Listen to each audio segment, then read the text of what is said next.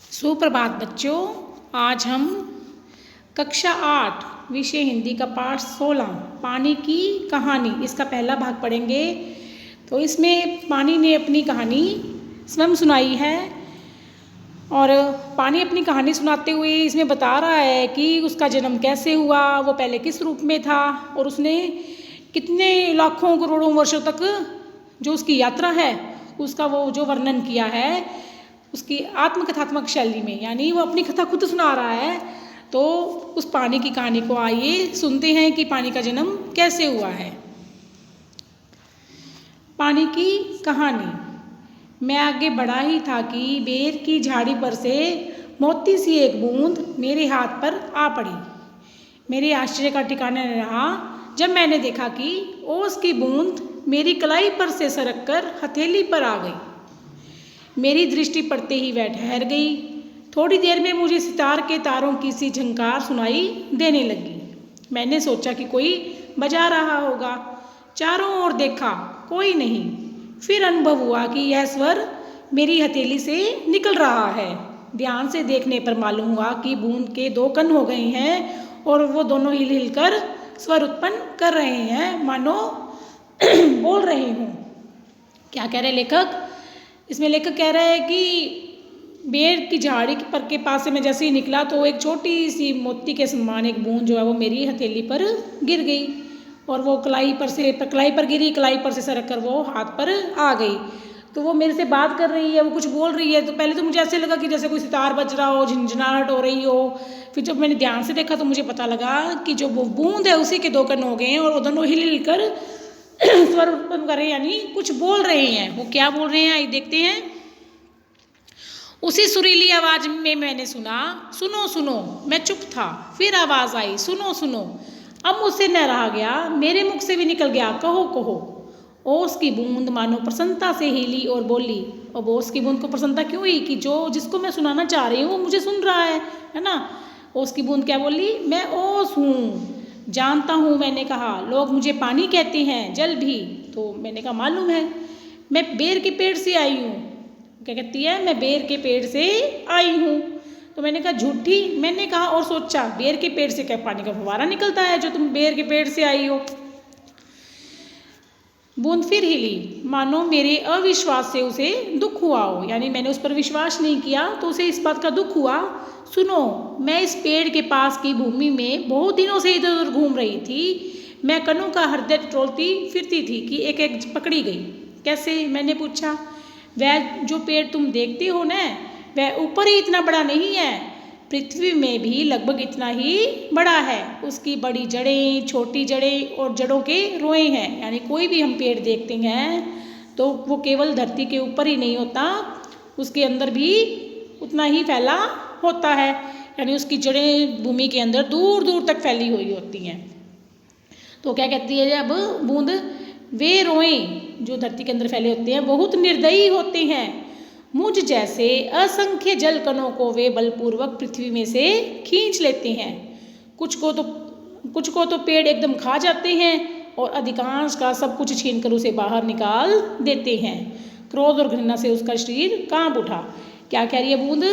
कि यानी जो पेड़ होती हैं उसकी जड़ें धरती के अंदर फैली होती हैं, है ना। तो हम ये तो हमें भी पता है। तो वो जड़ों का क्या काम है? भूमि के अंदर से जल को सोख कर अपने पेड़ का पोषण करना। तो वो बूंद क्या कह रही है? तो मेरी जैसी असंख्य जलों को ये बलपूर्वक पृथ्वी से खींच लेती हैं। तुम क्या समझते हो ये वे इतने बड़े यूं ही खड़े हैं? उन्हें इतना बड़ा बनाने के लिए मेरे असंख्य बंधुओं ने अपने प्राण नाश किए हैं। यानी कि मेरी जैसी बहुत सारी बूंदों ने अपने प्राणों को गंवाया है। मैं बड़े ध्यान से उसकी कहानी सुन रहा था। हाँ, तो मैं भूमि के खनिजों को अपने शरीर में घुलाकर आनंद से फिर रही थी। भूमि के अंदर अनेक खनिज पाए जाते हैं तो वो किसमें घुल जाते हैं? जल में घुल जाते हैं, जल में घुल जाते हैं। तो वो भी क्या क्या कह रही बूंद कि मैं ऐसे ही भूमि के जो खनिज पाए जाते हैं भूमि में उनको अपने अंदर घुलाकर आनंद से घूम रही थी कि दुर्भाग्यवश एक रोए से मेरा शरीर छू गया। मैं कांपी, दूर भागने का प्रयत्न किया परंतु वे पकड़ कर छोड़ना नहीं जानते। मैं रोए में खींच ली गई। फिर क्या हुआ? मैंने पूछा। मेरी उत्सुकता बढ़ चली थी। मैं कोठरी में बंद कर दी गई। थोड़ी देर बाद ऐसा जान पड़ा कि कोई मुझे पीछे से धक्का दे रहा है और कोई मानो हाथ पकड़कर आगे खींच रहा है। मेरा एक भाई भी वहाँ लाया गया। उसके लिए स्थान बनाने के कारण मुझे दबाया जा रहा था। आगे एक और बूंद मेरा हाथ पकड़कर ऊपर खींच रही थी।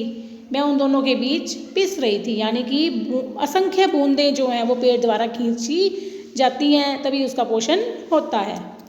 मैं लगभग 30 दिन तक यह सांसत भोगती रही, यानी जो जड़ें होती हैं वो धीरे धीरे पानी को धरती से सोखती हैं।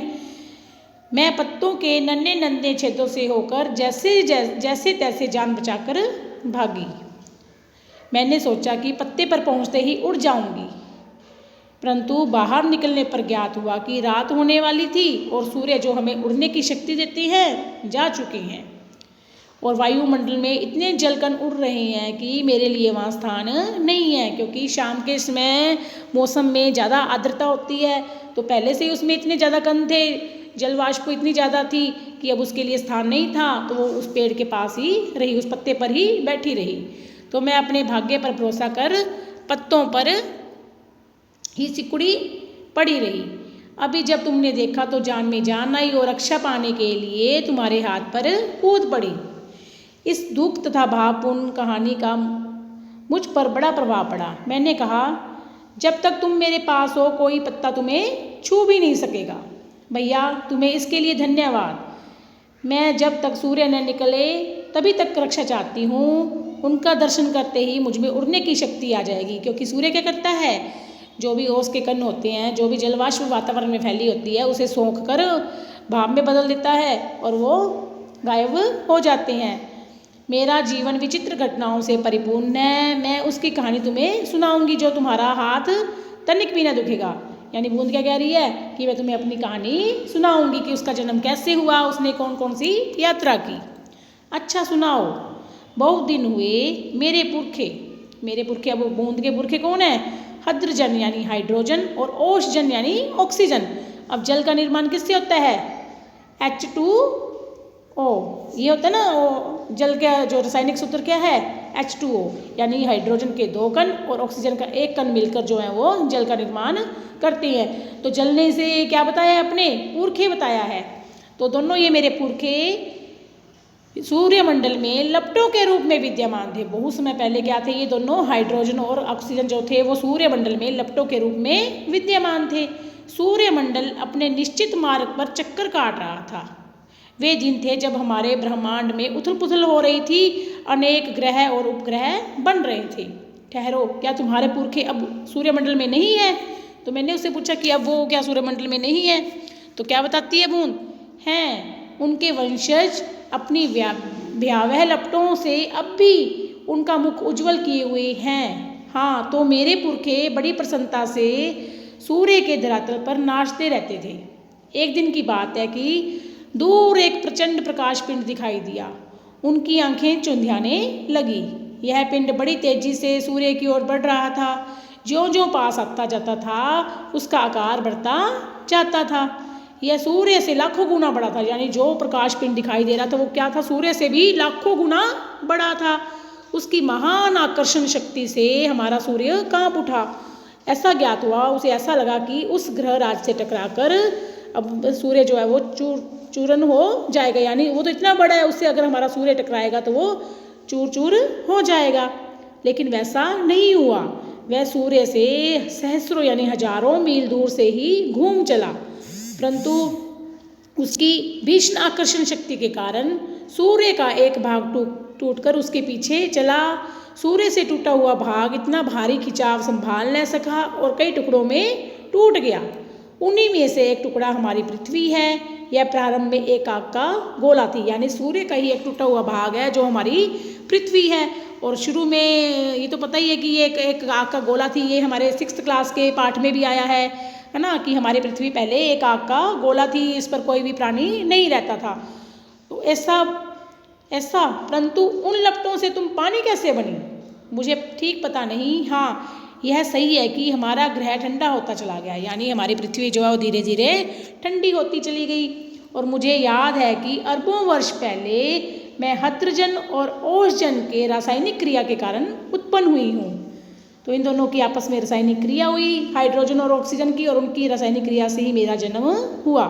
उन्होंने आपस में मिलकर अपना प्रत्यक्ष अस्तित्व गंवा दिया, यानी उन दोनों ने अपना अस्तित्व गंवा दिया और मुझे उत्पन्न किया।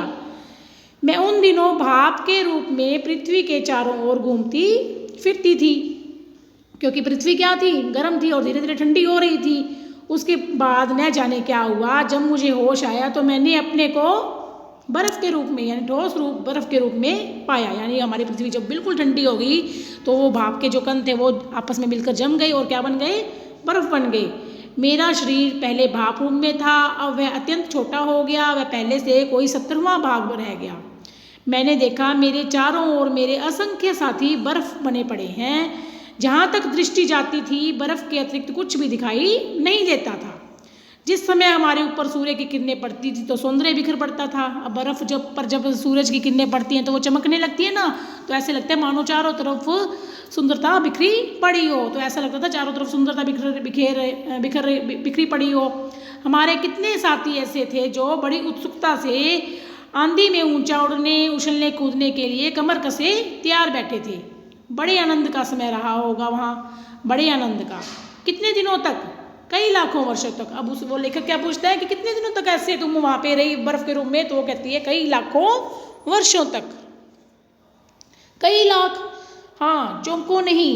मेरे जीवन में 100-200 साल तो क्या है, दाल में नमक के समान भी नहीं है, यानी उसके बराबर भी नहीं है, यानी उससे भी कहीं कोई मायने नहीं रखती इतना टाइम मेरे लिए। मैंने ऐसे दीर्घ जीवी से वार्तालाप करते हुए, यानी इतनी लंबी आयु वाले से बातचीत करते जान अपने को धन्य माना कि मैं तो धन्य हूँ जो मैं इतने लंबी आयु प्राप्त की से बात कर रहा हूँ। और ओस की बूंद के प्रति मेरी श्रद्धा बढ़ चली। तो अब ओस आगे अपनी कहानी सुना रही है। हम शांति से बैठे एक दिन हवा से खेलने की कहानियाँ सुन रहे थे कि अचानक ऐसा अनुभव हुआ मानो हम सरक रहे हों। सबके मुख पर हवाइयाँ उड़ने लगी। अब क्या होगा, यानी वो सरकने लग गए हैं ना, बर्फ़ के रूम में थे तो एकदम से खिसके अपनी जगह से, तो उन्हें लगा कि अब क्या हो गया जो हम खिसक रहे हैं। इतने दिन आनंद से कटने के पश्चात अब दुख सहन करने का साहस हम में न था। बहुत पता लगाने पर हमें ज्ञात हुआ कि हमारे बाहर से हमारे जो नीचे वाले भाई हैं वो दबकर क्या बन गए हैं, पानी बन गए हैं, और उनका शरीर ठोसपन को छोड़ चुका है और उनके तरल शरीर पर ही हम फिसल रहे हैं। मैं कई मास समुद्र में इधर उधर घूमती रही, यानी वो बर्फ़ जो है वो कई मास तक समुद्र में इधर उधर घूमती रही। क्या थी वो, नीचे जो पानी पिघल गया था वो क्या बन गया था, पानी बनकर वो समुद्र था, चारों तरफ पानी ही पानी हो गया, और उसके ऊपर जो बर्फ़ थी वो उसके ऊपर ही इधर से उधर घूमने लगी। फिर एक दिन गर्म धारा से मेरी भेंट हो गई। धारा के जलते अस्तित्व को ठंडक पहुँचाने के लिए हमने उसकी गर्मी को सोखना प्रारंभ कर दिया, और इसके फलस्वरूप मैं भी पिघल गई और क्या बन गई, पानी बन गई। और किस में मिल गई, समुद्र में। समुद्र का भाग बनकर मैंने जो दृश्य देखा वह वर्णनातीत है, यानी उसका वर्णन नहीं किया जा सकता। समुद्र बहुत बड़ा है। मैं अभी तक समझती थी कि समुद्र में केवल मेरे बंधु बांधवों का ही राज है, यानी वो समझती थी कि समुद्र में क्या है, केवल पानी ही पानी है। परंतु अब जब वो समुद्र में पहुंच गई है तो उसे ज्ञात हुआ कि समुद्र में चहल पहल वास्तव में दूसरे ही जीवों की है, उसमें नीरा नमक भरा है। पहले समुद्र का खारापन मुझे बिल्कुल नहीं भाया, जी मचलने लगा, पर धीरे धीरे सब सहन हो चला। एक दिन मेरे जी में आया, मैं समुद्र के ऊपर तो बहुत घूम चुकी, भीतर चलकर भी देखना चाहिए कि क्या है। इस कार्य के लिए मैंने गहरे जाना प्रारंभ कर दिया। तो ये हो गया आपका आधा पाठ। अभी तक पानी ने अपनी इतनी सी कहानी सुनाई है कि वो पहले गर्म रूप में, भाप के रूप में पृथ्वी पर था, फिर धीरे धीरे हमारी पृथ्वी जैसे जैसे ठंडी हुई तो वो भी क्या बन गया, बर्फ़ के रूप में बन गया। और फिर जो उसके भाई तरल भाग में बन गए थे तो वह उसके ऊपर तैरने लगा, और गर्म धाराओं से भेंट होने पर वह भी पिघलकर पानी बन गया और समुद्र के पानी में मिल गया। और अब वो अपनी यात्रा आगे सुनाएगा कि कैसे वो समुद्र के अंदर गया, समुद्र के अंदर उसने क्या क्या देखा, और वो समुद्र से फिर बाहर बेरी के पेड़ के पास कैसे आया। तो उसकी ये कहानी को सुनने के लिए हम इसका दूसरा भाग पढ़ेंगे। मुझे उम्मीद है कि आपको ये पाठ समझ में आया होगा। आगे का भाग देखने के लिए हम दूसरी वीडियो फिर आगे बनाएंगे। तब तक के लिए धन्यवाद।